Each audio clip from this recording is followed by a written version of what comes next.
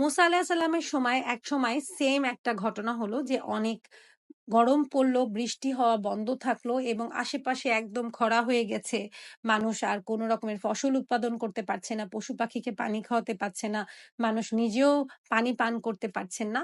এবং তখন সব মানুষ মুসা আলাহিসাল্লামের কাছে একত্রিত হলেন এবং বললেন, হে আল্লাহর নবী, আপনি একটু আল্লাহর কাছে দোয়া করেন, আপনি একটু আল্লাহকে বলেন যেন আল্লাহ বৃষ্টি বর্ষণ করেন। তখন মুসা আলাহিসাল্লাম সবার কষ্ট দেখে আল্লাহ সুবহানাহু ওয়া তাআলার কাছে দোয়া করলেন এবং আল্লাহ সুবহানাহু ওয়া তাআলাকে বললেন যে, হে আল্লাহ, আপনি বৃষ্টি দেন। কিন্তু উনি দোয়া করার পরেও দেখলেন গরম আরো বেড়েই চলেছে।